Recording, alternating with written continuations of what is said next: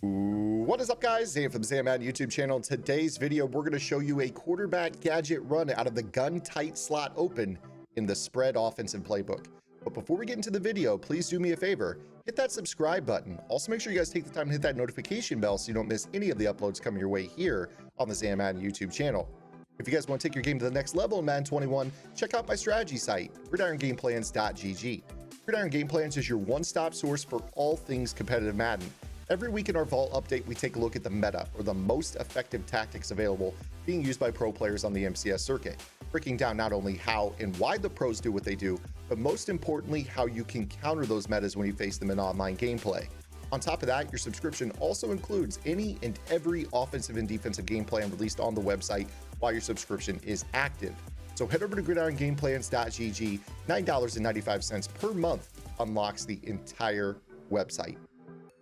Okay, guys, without further ado, let's get into today's video. We're going to be in the spread offensive playbook. This is actually the playbook that I am currently labbing, and I have plans to do a game plan in the near future on gridirongameplans.gg. This is a very, very daunting playbook. A lot of players say it's a great playbook, but they avoid it because there are 33 shotgun formations and it is hard to navigate. And truthfully, I could not agree more with that sentiment. But it is a great playbook. There's a lot to know about this playbook.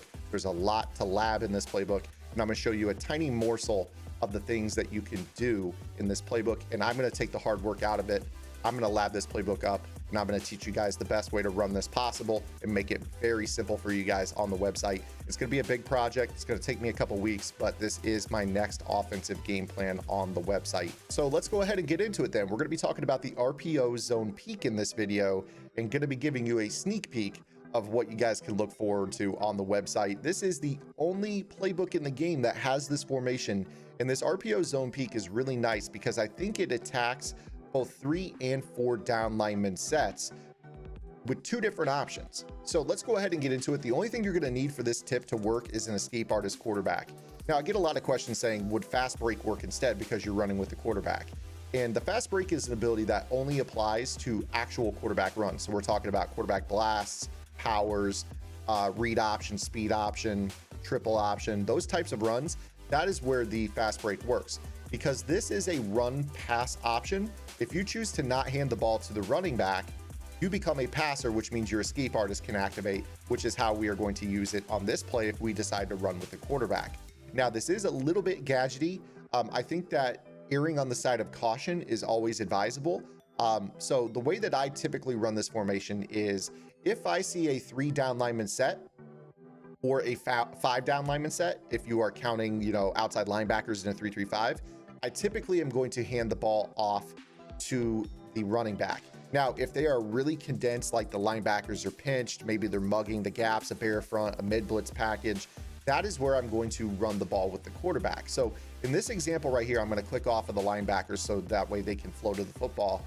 I would typically hand the ball off to my running back on the outside zone give. Now, the reason I like the outside zone is because of the kind of the target landing spot of the running back. If you were to compare this outside zone handoff to, say, an inside zone, you'll notice that the inside zone is hitting off guard. This is also one of the more easily gap shot runs in the game. If you think about the nickel 3-3-5 wide, so many players like to offset their defensive line and then kind of basically shoot the gap through the middle with their user and tackle that for a loss. This outside zone give is a little bit tougher to gap shoot because we have the option to pull it with the quarterback if they really try to gun for the running back. And this is going to allow us to basically, make them pay right through the middle. And I'll try to show that the best that I can. Now, in this scenario where you get kind of that bear front, everyone across, you can decide to go with that outside zone give, but the problem is you need to watch for an inside stuff. You saw right there that the inside stuff ability lights up. So again, as I've mentioned, making the right read and making the right decision based off of what abilities and what front they are in is going to be very, very important. So showing you a little bit of the things that can get you into a bad down and distance is just as important as showing you how good the tip can be as well. Now, here's an example of that 3-3-5 wide that I talked about. In this scenario, you have a safety down in the box over the tight end on the left, but I still think this is an advantageous front to go with the outside zone give. As you see, we had a little bit of a gap there that we could have shot if Mark Ingram was a little bit quicker. Obviously, if you guys are playing Ultimate Team, that's going to be something that you could do. Now, when it comes to the 4-down lineman sets, we are going to be able to keep the ball at the quarterback. So what I'm going to show you here is how we can basically pull the ball at this QB and then run to the outside. Now, if they are run blitzing you, that is a little bit different, but most people tend to play more of a coverage. So, you know, if they're blitzing those inside backers, that can lead to a little bit of pursuit, as you saw right there, how Devin Bush was all over this. But if Devin Bush is dropping back in coverage, you can see what's setting up is really good blocks for us to scramble behind out there to the left, because the player that block sheds thinks he needs to go tackle the running back. You see that this D tackle goes and tackles Mark Ingram. So at this point, unless this is really a user, most players are not just blitzing a linebacker from depth in most of their defenses in competitive Madden. So you should be fine running this against like your big nickel over G type defenses. So let me go ahead and get back into more of like a controlled environment where I can actually call the plays here on defense, and we'll show you what I mean here. So now that we've kind of showed you what you need to look out for, the different areas of the play that you need to look out for, let's go ahead and kind of break down what our key reads are against the defenses you'll most often see. So we go back in the tight slot open. So in this scenario, this kind of follows the 4-down lineman advice that I gave you. Okay, you see the big nickel over G. This is a place where you're definitely going to look to keep the ball with your quarterback. And you see that if they're playing any type of drop zone whatsoever or just man coverage, you're going to be able to scamper on this run. This is what I'm talking about. You know, you're talking about this meta of this game being, you know, kind of a drop everybody in rush 2 type of approach. You're going to get a lot of that. So if you're getting a lot of those players that like to play either 2-man under or, you know, cover 3 and just kind of leave it stock, you're going to see just how easily you can get outside and really scamper on these types of runs. And now you're starting to see where this is becoming effective. So like I said, it's always important to kind of show what you're going to struggle with. You kind of saw that, you know, obviously some abilities in the right spots can kind of impact how you run this. Obviously run blitzing from the second level can impact this as well. So it's not advisable against somebody who would say maybe go to just global blitz their linebackers. This could end up being dangerous for you because now you're running away from a lot of pursuit. Now, if they don't get you, obviously this can still be huge for you. As you see right here, that anytime we've called a kind of a cover 2 shell with 4 down linemen rushing, this has led to a big play. So these are the types of things we're going to look at to kind of show you how to spring the best runs in this playbook free. Let's go ahead and show you like nickel normal, for instance, now. So if I were to be another 4 down lineman set, kind of a cover 2 shell, again, we're going to be in this, I think I passed it already. Let me get right back to it here. Get right back into this tight slot open. Again, you see 4 down linemen, you're thinking to yourself, okay, let's go ahead and kind of scamper this. And you see right here in this scenario, you can kind of bust it right up the middle. Now, one X factor that I think would be really advisable for this type of scheme is definitely the truz. And the truz is an ability that when active, you will not fumble as a result of a tackle. So this would be a situation where you might go back into your coaching menu and say, well, if I know my quarterback's not going to fumble, let's go ahead and kick our ball carrier up to aggressive. Aggressive meaning higher chance of triggering automatic broken tackles. So, you know, this is a spot now where you know you can't fumble and you can potentially really bust a big play with this particular tactic. So, you know, let's go ahead and get back into this again.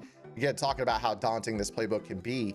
One advice that I would give is that look at the numbers. If you know tight slot open is number 27 of 33, just scroll to 27 instead of reading the names. That's kind of what I would recommend doing. But again, we go back in here. Let's get back into like a nickel package. This time, let's go like cover 3, add another player into the run fit. So, you know, in this scenario, can we get to the edge? You know, maybe you bust it right up the middle. Again, you see that with these drop zone type of plays, you can attack outside or up the middle. Obviously, it's when they start to run blitz you by blitzing those interior gaps that you don't have those middle lanes open, but you're trying to get outside, which is what I'm saying. Like if they catch you with that backside pursuit on this, I would just recommend, you know, checking into the actual, I mean, if you know they're doing this where they're blitzing those linebackers, that's the whole point of reading the actual play as an RPO. So now at this point, you're throwing the slant behind it. So, you know, you can actually run this play like a true RPO. The only problem is that when they're actually playing zone, and you try to read this guy, to me, like the slant is just never open. Like you go to throw that, like you would never throw that in an actual game. Chances are that's the user anyways, which kind of leads me into the point that most players are not going to run blitz because they're going to try to gap shoot. And if they're trying to gap shoot, they're probably not going to be able to do this correctly. And that's going to lead us into 3-3-5 here in just a second. So again, you kind of see here, one of the keys to why this works is because the game thinks that when you pull the ball with the quarterback, that it's a pass play. So what ends up happening is you get a bunch of players dropping back into coverage, but we've got a bunch of players run blocking on this play. Now, the con to this is that if this gets stretched out and you can't get back to the line of scrimmage, you can't throw the ball away because it's an illegal downfield pass. But as you can see here, it's really easy to navigate this. And the beautiful thing about this is that the running back doesn't get tackled. He actually turns into a blocker. You see right here how he blocks that defensive lineman that busts through right away. Now, here's the next thing. Without that inside stuff, which we've been facing an inside stuff on every single play here in this video, without that inside stuff, this actually goes to the next level. So if I sub out that inside stuff ability, now you actually get an extra blocker for your running back. The inside stuff does kind of counter this to a degree, but you've seen just how impactful this run can be. Now, when we get this, you're not getting a guy blowing through. Now the running back can go and lead block, and you see just how dangerous this can be once again, you know, just in general. So that inside stuff, it does eliminate the running back as a lead blocker, but without it, I mean, this play becomes even better because now you've got the tight end, the receiver, all the run blocking linemen, and the running back. You saw the running back makes a key block on this play. And you see right here, Bud Dupree sheds. If we don't have a running back to help us, this is a tackle for a loss. So you saw in those previous examples, when it was Hayward right up the middle busting through, the running back got taken out of the play. And then if this guy gets shed, we've got nowhere to go. But because there is no inside stuff, now we can actually deal with somebody auto shedding on us and still get outside and follow our blocks. You see right here how this all sets up downfield so well. And part of the thing I love about this is if you're facing zone, look at this backside slant receiver. He runs all the way over to the run side, and he's going to pick up a key block downfield on that safety, which springs this potentially for a one-play score if he can finish that block. So again, here you can kind of just see how this works for you. I mean, see how this all sets up, everybody run blocking downfield against these guys dropping into zone. It's really, really important. This will work against man as well. So you see right here, the only problem with man is that slant is going to pull his guy into the play. Whereas against zone, he just adds a downfield blocker to you. So, you know, pay attention to what they're doing. If you know that they're in man, my recommendation would be to try to motion this guy across because his slant should flip and that'll pull him back to the other side. So what you'll see here is now a situation, it should be anyways, where he ends up going back to the other side. Now, another thing that you saw on that play right there was that when we did that particular motion against two-man under, that it actually caused a pick. Kind of saw right there that when we set that motion up, that guy that followed initially, I believe it was this player right here in the slot, he ends up getting picked off by that play. We could actually throw that slant back over the middle here on this example. So you actually get the linebacker that's in man coverage right here, flowing with the running back. You could probably throw that slant back over his head on this play. So if I go ahead and show this to you again here, we check into man coverage here. So you see how that slot guy travels? He ends up getting in this spot. He should get blocked. And actually right there, the linebacker didn't follow. But if you notice that they're really biting on this, especially because that's going to be a user type of player, you know, if they're playing like more of a two-man under press type of defense, and you notice that they're really with this player biting down on the run, especially if you've been keeping the ball with the quarterback, throwing this little slant back the other direction over his head is not a bad idea. He still remains to be the pitch man. So if you catch him kind of biting down, you know, it's not always a bad idea, and you could always still scramble. Now, again, like I said, when you get stopped on the edge, this is where you can't throw the ball away. It's a legal man downfield. So, you know, keeping this more simple, in my opinion, is probably advisable. I'm just trying to show you what you can do with the slant, not something I actually enjoy doing, to be honest with you. You could, if you wanted to, try to motion snap and give yourself just an extra protector on the edge as well. That's another thing you could do, just kind of helps give you another pass blocker to prevent any, you know, quick sheds. So you see here against like your Tampa 2, we motion Boykin across and snap the ball as he hits the tight end. he's just going to kind of chill for you. Maybe he does run the slant there in that regard, but you know, snap it sooner, he'll actually block for you. And that could give you just another guy to, you know, swerve and, you know, maybe catch a blocking angle that you're looking for here. You know, you see what I'm talking about. He kind of sets up in protection for you and allows you to kind of get outside with this run. So I think I've tried to break down, you know, the pros and the cons of this play. I'm not out here telling you this is the best run in the game for a quarterback. It's just a nice little gadget run that you can call. I do want to finish this video up with the 3-3-5 wide, because the 3-3-5 wide is by far the most commonly used defense in the game. And I kind of want to show you what players will tend to do against this. Now, it's going to be physically impossible for me to shoot the gap manually on defense and control the quarterback on offense, but I want you to kind of see what I'm talking about here. So we've all seen this defense where, you know, you play the press, you shade over the top, 25-yard purples, and then you're shooting through the middle, right? So what you're going to notice here on this play is that you can kind of shoot through the middle. You see what ends up happening. It basically takes the running back and kind of blocks. At that point, that is going to allow you as your user with the quarterback to fly right by this player. I mean, you see exactly how it works. See how he tackles that guy? I mean, now you're scrambling literally right through this lane at this play right here. So, you know, I'm going to try to mimic that now by blitzing the linebacker. I don't know if he'll act the same as a user gap shoot, but we'll do our best here to make that work. So now here you try, and you see, yeah, now you're scrambling right behind it and you're shooting right through the middle for that one play score. So that's kind of what we're going to be able to do with this run against the 3-3-5 wide. So I wanted to make sure that I threw that there at the end. Now, this is just one play, obviously, guys. This is, you know, not the totality of this offense. It's not the totality of this formation.